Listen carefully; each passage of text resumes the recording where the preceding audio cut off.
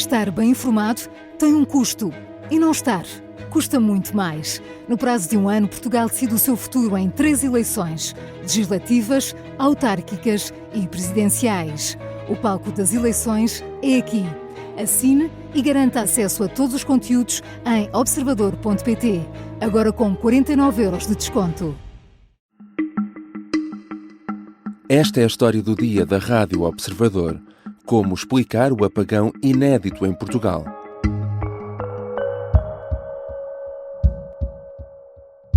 Nós tivemos o que se chama um apagão total no país.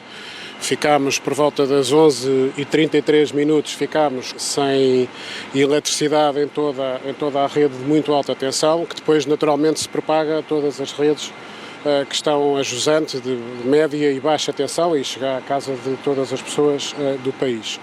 Não há memória de um apagão assim. Às 11h33 da manhã desta segunda-feira, a eletricidade foi abaixo em todo o país.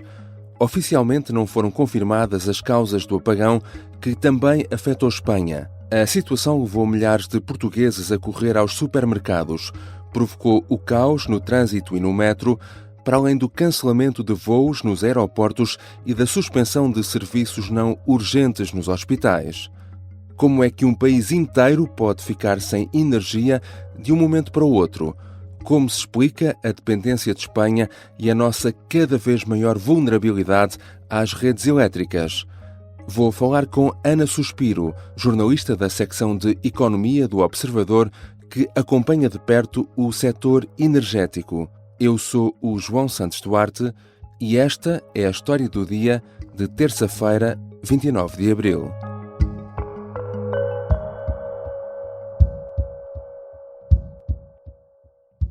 Olá Ana, bem-vinda. Olá João. Estamos a gravar num estúdio ainda alimentado por um gerador e à hora a que estamos a gravar, ao início da noite desta segunda-feira, ainda não estavam identificadas as causas deste apagão geral. Que explicações deu a REN, a Redes Energéticas Nacionais, para o que aconteceu?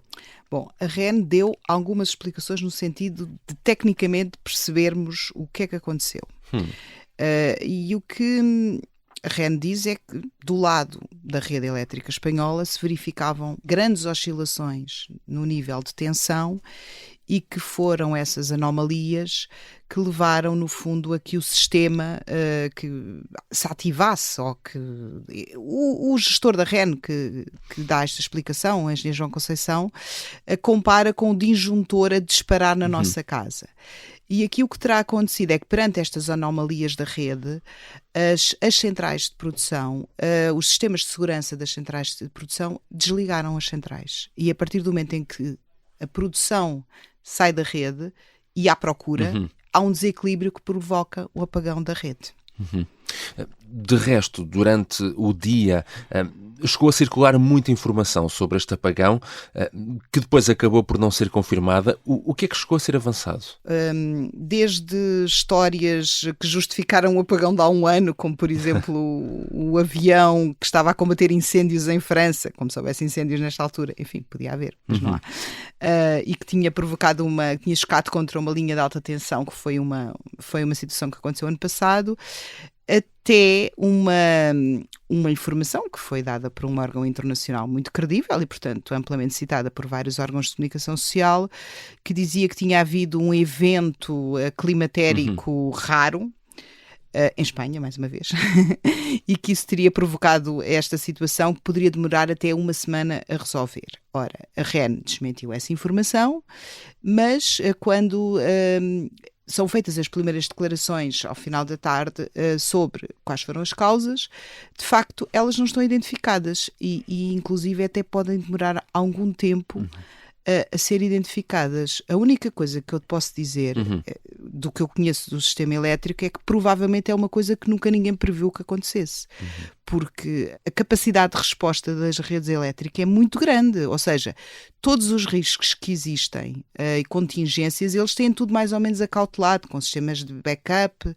Provavelmente o que terá acontecido é uma combinação de fatores que ninguém previa.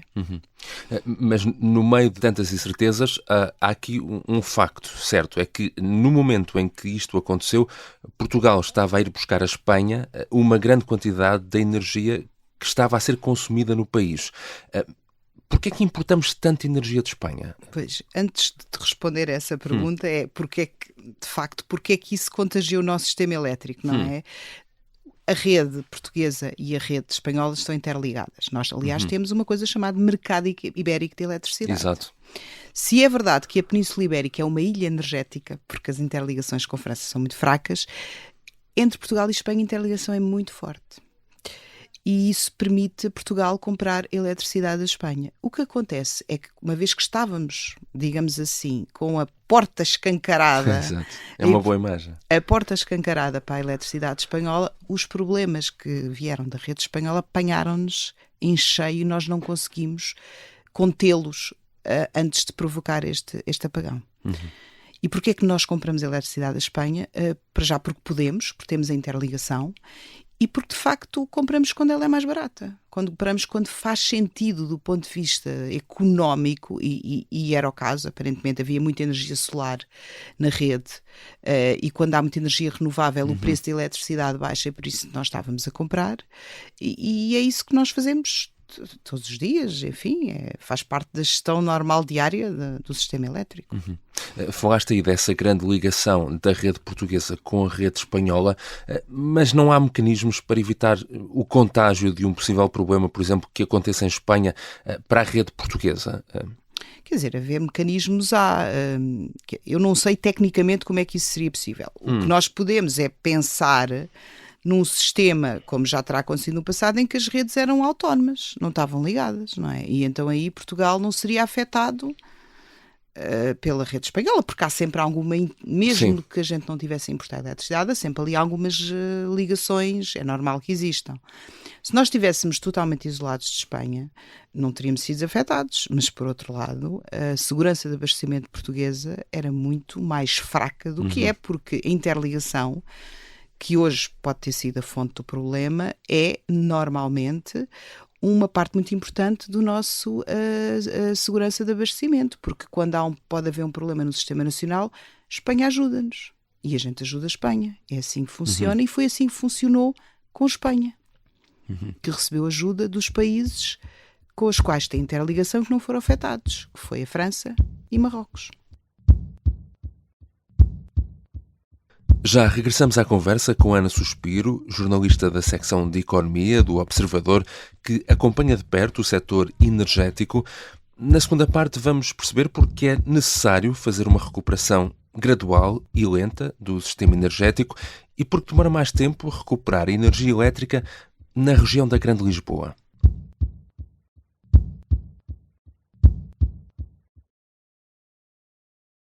Estamos de regresso à conversa com Ana Suspiro. As primeiras zonas do país começaram a ter energia ainda durante a tarde desta segunda-feira, primeiro na zona de Abrantes, depois algumas zonas no Grande Porto, a seguir em Coimbra e em Aveiro, por aí em diante. Para isso foi usado um sistema de recuperação conhecido como Black Start, que segundo a REN, neste momento só está disponível em 2 centrais, Tapada do Outeiro e Castelo de Bode. O que é isto e como é que isto funciona? Antes de mais, dizer que a Tapada do Outeiro fica em Gondomar, portanto, perto do Grande Porto. Ter essa referência.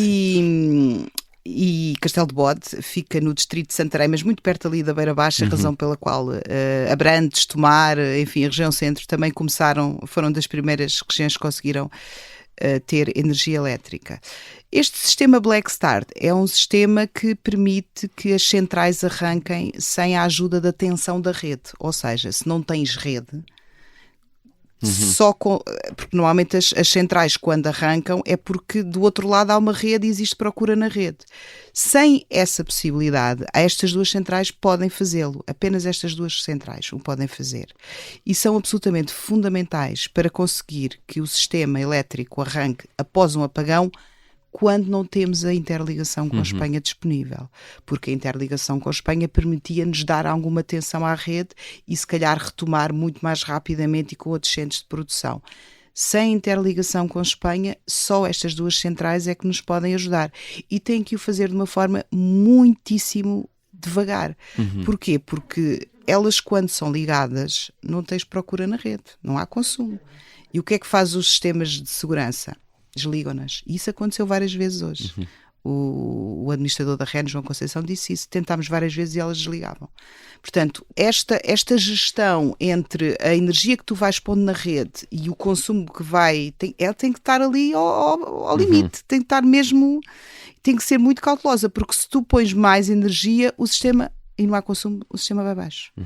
Daí que isto tenha que ser feito de forma muito gradual, muito cautelosa e em cascata, não é? Das regiões à volta, das regiões à volta, das regiões à volta, e vais alargando o leque. E porquê que a retoma da energia em Lisboa demora bastante mais tempo do que em outros pontos do país? Neste caso, Lisboa está mais distante das duas centrais, em que está a ser feito o reset do sistema, da rede elétrica, digamos assim. E como este processo de recuperação é gradual e é por cascata, portanto, Lisboa está mais longe de Castelo de Bode do que o Porto está de Gondomar. Gondomar é onde fica a central da Tapada do Outeiro, e que foi uma das duas que foi utilizadas para fazer a recuperação do sistema elétrico. Por outro lado, Lisboa tem muito consumo. Portanto, tem que se ter aqui, se calhar, provavelmente também uma maior cautela para ver que quantidade de consumo que se vai introduzindo tem que estar em linha com a energia que está disponível. Portanto, eu admito que essa, não foi dada esta explicação, mas eu admito que também possa haver essa razão.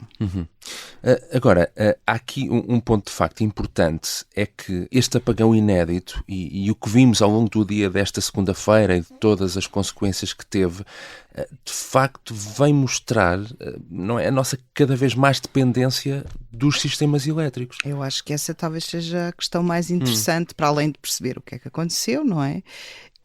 Nós estamos a viver num mundo que está a caminho de uma eletrificação dos consumos de energia por causa das alterações climáticas para reduzir os combustíveis fósseis. Portanto, temos na mobilidade elétrica, temos na indústria, até nas nossas casas. Há muita gente que deixou de ter gás para só ter eletricidade, não é? Porque é suposto isso fazer bem ao clima, mas de facto nós estamos muito mais dependentes da eletricidade. Mas quando falha não conseguimos fazer nada. E até as telecomunicações, que é um dos grandes problemas que nós tivemos aqui, é que houve aqui um contágio, todo um conjunto de serviços, dos transportes aos aeroportos, aos hospitais, a tudo, mas até as telecomunicações falharam e tiveram muita dificuldade.